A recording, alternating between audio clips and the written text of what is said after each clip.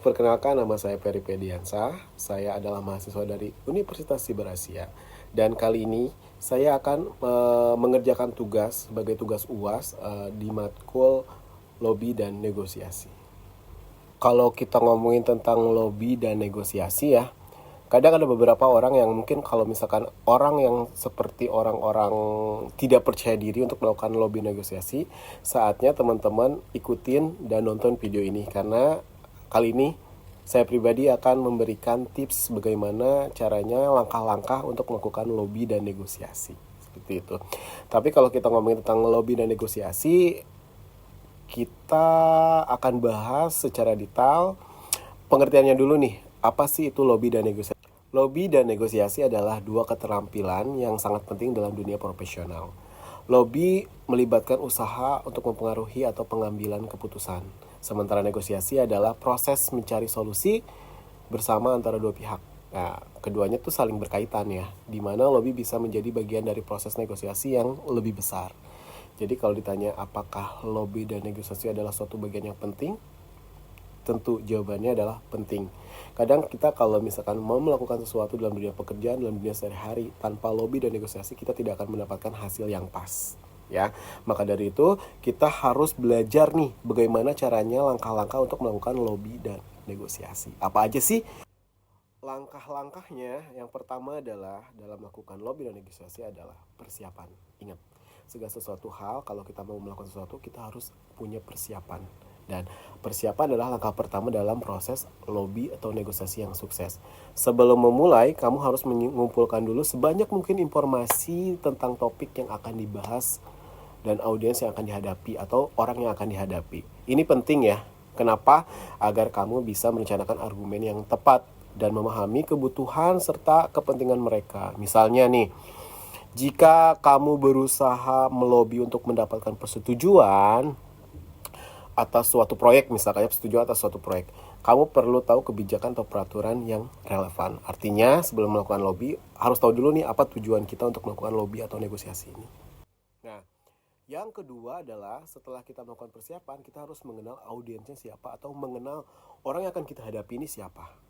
Ya, mengenal seseorang atau mengenal audiens adalah kunci untuk sukses dalam melakukan lobby atau negosiasi.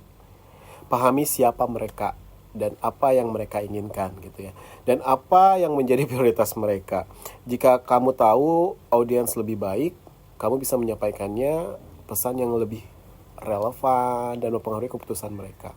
Misalnya nih, jika kamu melobi seorang pejabat pemerintahan, cari tahu dulu nih apa visi dan misinya, sertakan masalah-masalah yang sedang mereka hadapi. Itu penting.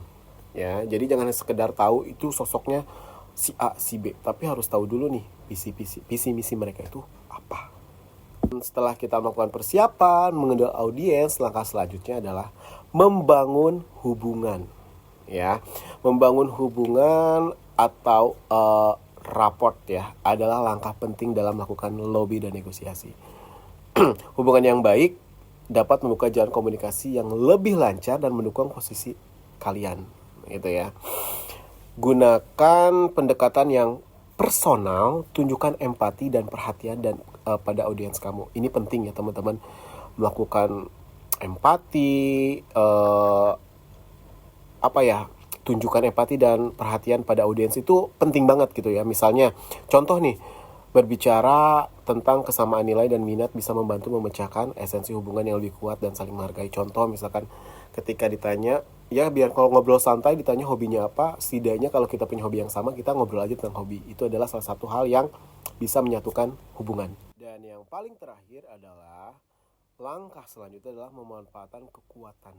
Nah, untuk mempengaruhi audiens atau mempengaruhi lawan bicara kita adalah kamu harus memanfaatkan kekuatan yang kamu miliki nih.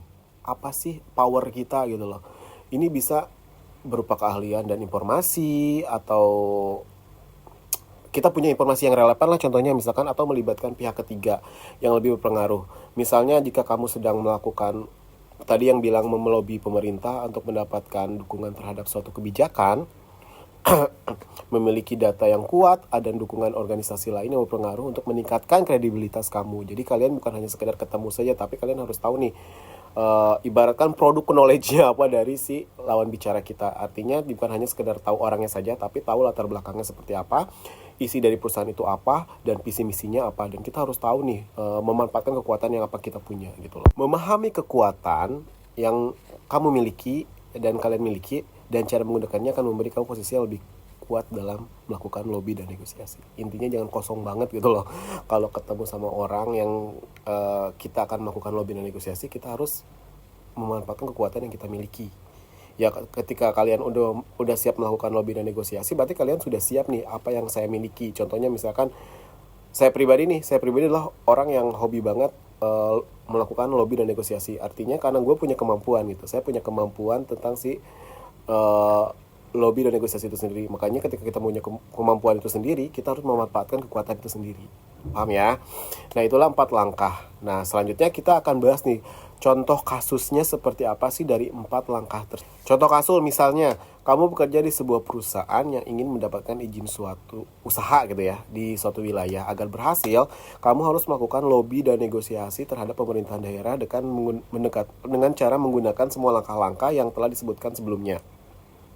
Kamu mempersiapkan dokumennya, dokumen yang lengkap, mengenali audiensnya, atau audiens sudah artian pejabat pemerintahnya, terus membangun hubungan dengan mereka gitu lah secara loyal dan lain-lain, dan memanfaatkan kekuatan yang kita dimiliki perusahaan seperti pengaruh sosial atau keuangan untuk mendukung proyek tersebut. Jadi intinya, sebelum kita melakukan sesuatu, sebelum kita melakukan negosiasi, kita harus ketemu. Sebelum ketemu, kita harus punya dulu nih informasi yang telah kita kumpulkan.